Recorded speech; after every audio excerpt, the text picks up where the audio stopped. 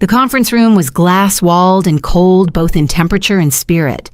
The hum of the ceiling vent filled the silence as I walked in, holding a plain white envelope with my resignation tucked neatly inside. My fingers didn't tremble, but my heart galloped under my blouse like it was chasing something I couldn't yet see. Colby was mid-scroll on his phone when I spoke. "I'm resigning," I said, placing the envelope on the polished walnut table. "I'm starting my own business, a home decor studio. Handcrafted work." He blinked at me like I'd announced I was moving to Mars. Then he chuckled. "A business," he said, slowly looking up. "At your age?" The chuckle became a bark of laughter. From the corner, Kevin from operations leaned back, smirking. Denise covered her mouth, but her eyes glittered with amusement. "God, Marie Colby," said, wiping his eyes. "You're what, 51? Are you seriously going to make dream catchers now? What's next? Scented candles and life coaching?" I didn't answer. I just stood still, hands clasped in front of me, watching them enjoy the punchline I had unknowingly become. "You've been here forever," Colby went on. "You're part of the structure. Reliable, predictable, like a filing cabinet or a fax machine." He leaned back, still smiling. "Look, if you're burned out, just take some leave. Don't blow up your life for a midlife Etsy crisis." I picked up my letter and slid it across to him. "It's not a crisis," I said. "It's a choice." He opened the envelope, shook his head, and laughed again. "Antique, trying to sell antiques," he muttered to himself. I walked out without another word past the frosted walls and dry smiles past the ghost of who I had been in this building. In the elevator, my phone buzzed. A new message on LinkedIn. Maria Larkin. I hadn't seen that name in over a decade. She'd curated an interior design exhibit I'd once shown a prototype in before I tucked all my sketches into storage. "Are you still thinking about launching your studio? Let's talk." I stared at the screen. Breath caught somewhere between fear and something I hadn't felt in years, hope. The elevator doors opened. I stepped into the lobby, still holding the message in my hand. I didn't go straight home after leaving the office. I drove aimlessly for a while, letting the streets blur past the hum of the tires, filling the silence. Colby and his laughter had left ringing in my ears. 24 years. That's how long I'd given them.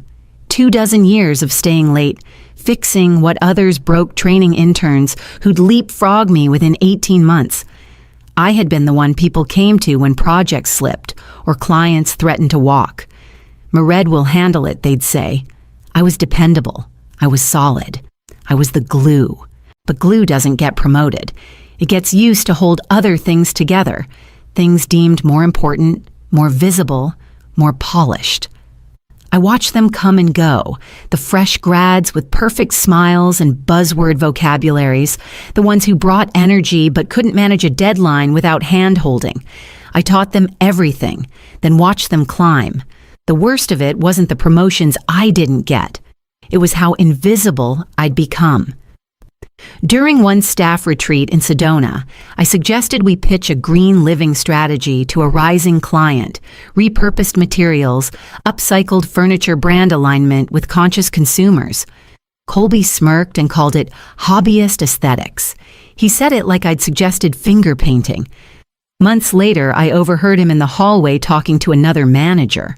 Mareed's basically part of the furniture at this point. Solid, sure, but no spark. Just there. Just there. I didn't cry, not then. I swallowed it, filed it away like all the other slights. But that night, I remember opening the closet in my spare bedroom, moving aside boxes of winter coats and forgotten photo frames. I pulled down the spiral-bound notebook with the torn corner. Inside were years of sketches, lamp bases shaped from stacked books, entryway benches made from reclaimed shutters, floating shelves with brass joints. I'd written notes in the margins. Try walnut for warmth, sanded texture, coastal vibe, narrower drawer to hide chargers. I'd started it during a lonely Thanksgiving weekend more than a decade ago when my son had chosen to spend the holiday with his father instead. I ran my fingers over the first page, then slowly flipped to the last one I'd filled. The paper had yellowed, but the ideas still breathed. The day after I found the notebook, I cleared out half the basement. Old boxes, rusted, shelving, cracked holiday decorations. I donated what I could and hauled the rest to the curb under a dim gray sky. I bought a folding workbench and a cheap set of chisels, pretending they were nothing more than a whim. Every evening after work, I came home changed out of my corporate skin and descended the stairs with a quiet kind of hunger. I watched videos on joinery and finish techniques until my eyes ached. I bookmarked articles on small business taxes and learned the difference between hardwood and softwood all over again. The name came to me while sanding an old window frame moss light studio. It sounded like something soft and wild, something alive. I tested it on my lips more than once, whispering it into the sawdust air, hoping it would grow roots. By week 3, I was enrolled in a crash course on brand storytelling. At night, I scrawled slogans in a yellow legal pad and practiced talking about value propositions out loud in the mirror. I learned how to set up an Etsy storefront, studied how to photograph pieces in natural light, and started building a website from scratch. Every spare dollar went into this strange secret life. My retirement cushion gone, my tax refund tools, birthday money from my sister wood glue and clamps. I didn't tell anyone, not Maria, not my son, not even Barbara, who usually knew everything. The dream felt fragile, like a bird in my hands. I wasn't ready to show the world. On the final night of my notice period, I stood at the kitchen table laptop, open cursor blinking on the registration screen. It asked for a name. I typed it slowly. Moss Light Studio. Then I added my information, reviewed it twice, and hovered over the button. I pressed submit. My hand was shaking. Upstairs, the light above the stove hummed softly in the silence. The confirmation email arrived within seconds, and just like that, I was no longer just leaving something. I was beginning. The day began like any other Tuesday, gray, quiet, unremarkable. I arrived at the office early, still in the habit, even though I'd stopped caring weeks ago. My notice period had ended, but I'd agreed to stay another week to finish handover notes. I told myself it was the professional thing to do. The truth was, I hadn't figured out how to say goodbye to something that had taken 24 years of my life. No one said anything when I walked in. No card on my desk, no email thread with subject lines full of confetti emojis. Even Amanda from HR, who managed birthdays like a mission, breezed past me with a tight smile and no mention of the date. By noon, I found myself in the copy room chewing a stale granola bar from the vending machine. I sat on the low counter next to the recycling bin, the hum of the printer, the only sound around me. I remembered how I used to bring in cupcakes for other people's birthdays, write little notes on recycled note cards, add a ribbon just because. No one had ever asked me to. I just thought it mattered. But apparently I didn't. I left early without telling anyone. At home, I poured a glass of wine I didn't want and sat at the kitchen table, the silence louder than anything. My phone buzzed at 7:42 p.m. It was Maria. "Happy birthday, Mered. If you're ready, I'd love to mentor you. There's still space in the spring artisan show. Nothing huge, but good exposure." Interested, I read the message 3 times. The words felt like a hand reaching through the fog. I got up and walked to the basement, turned on the bare bulb above the workbench. My latest piece, a simple table with dovetail joints and copper inlays, sat unfinished in the center. I ran my hand across the surface. The wood was flawed in places, uneven in tone, but it had shape now.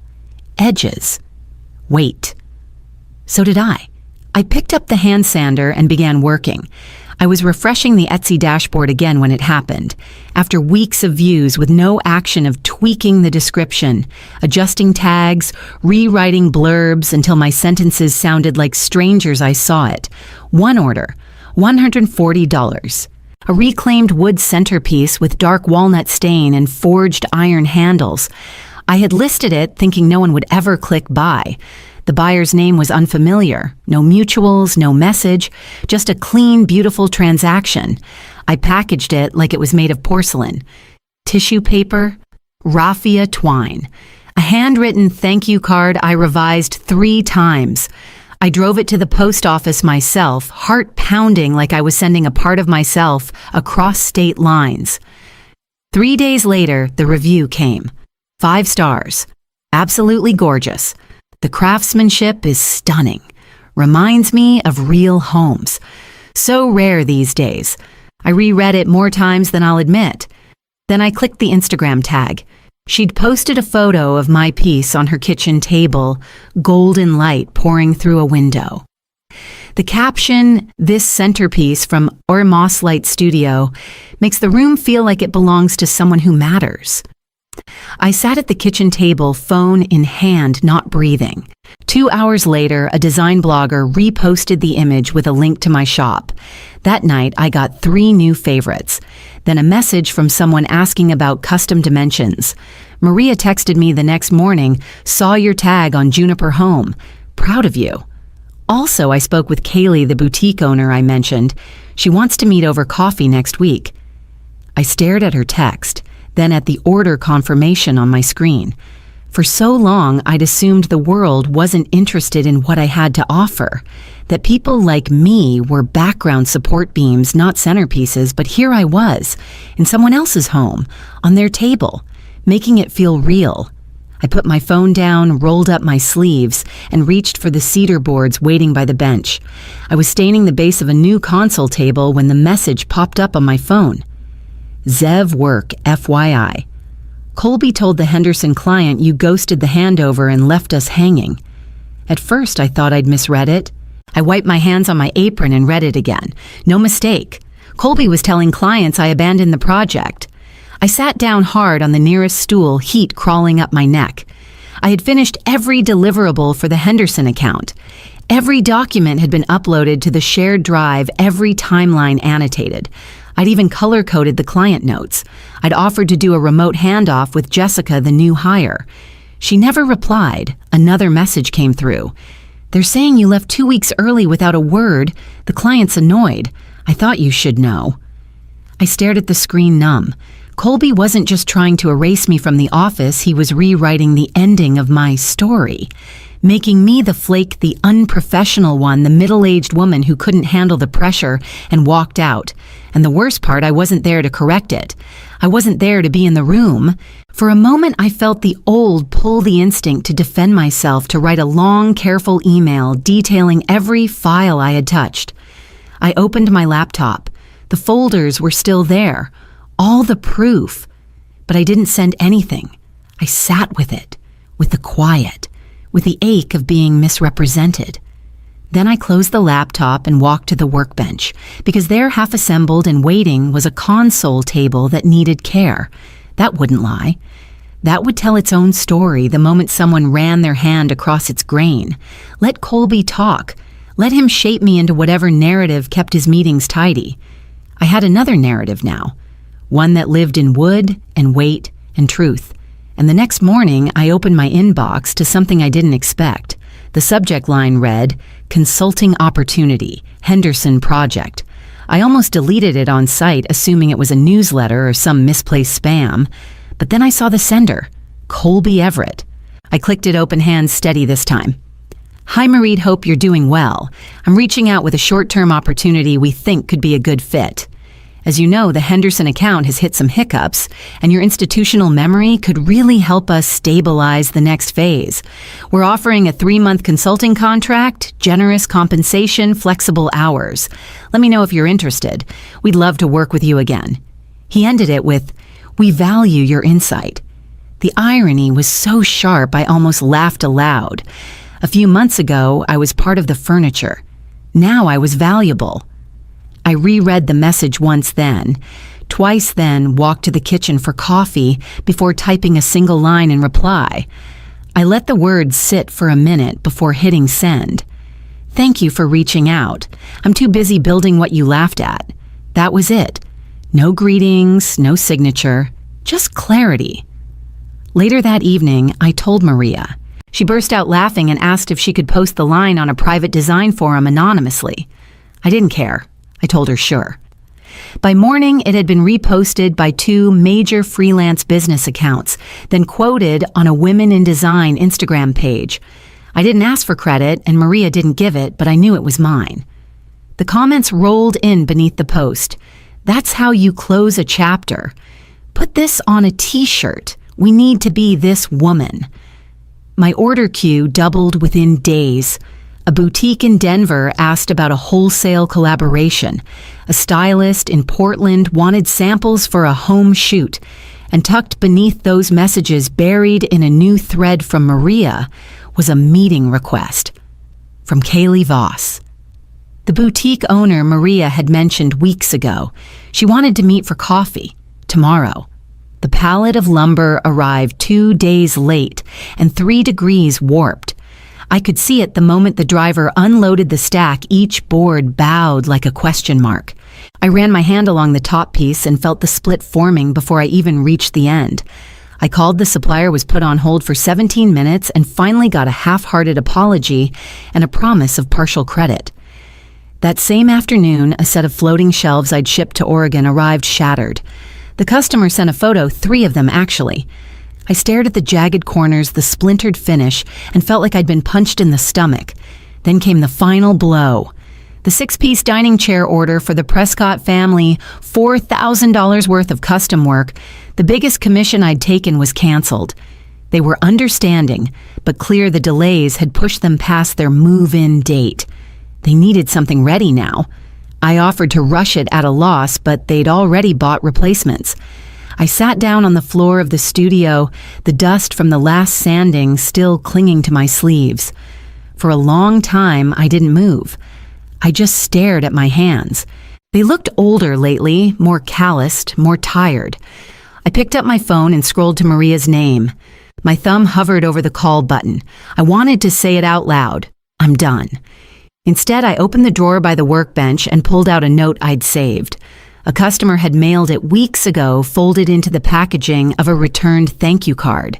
"Dear Mered, your bench made my house feel like a home again. I walk past it every morning and think I can rebuild too.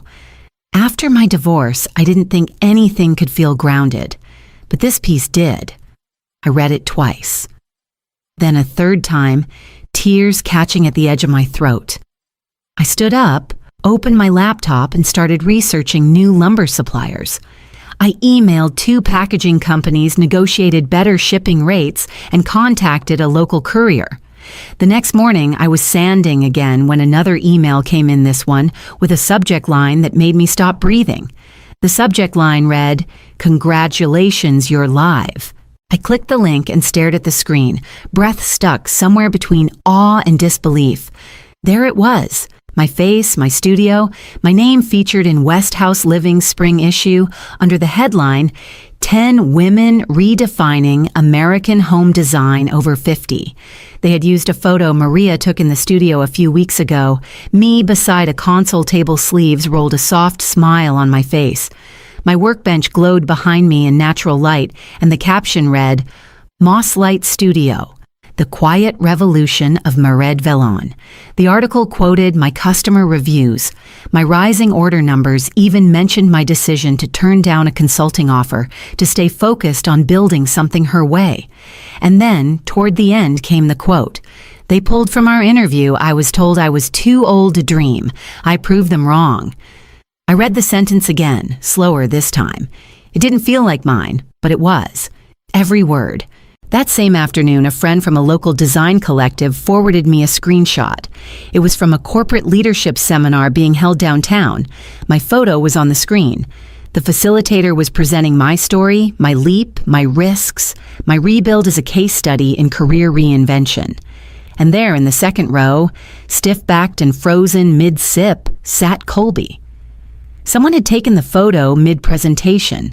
You could see it in his eyes, the shock, the dawning recognition. Around him, younger professionals were nodding, murmuring things like inspiring and power move.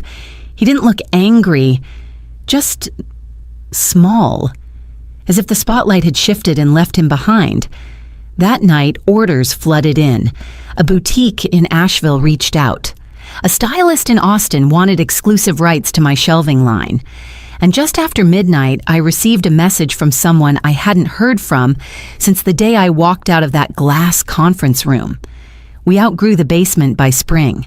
The workshop moved into a sunlit corner unit on Nicollet Avenue with tall windows and a concrete floor that soaked up sound like a cathedral. The air smelled like cedar and varnish. It was the kind of space I used to walk past without imagining myself inside. I wasn't alone anymore. Diane joined first 53 newly retired from teaching hands, steady and patient as she learned to work a router. Then came Jada, laid off from a logistics firm during a restructure. She picked up sanding like she'd been doing it her whole life.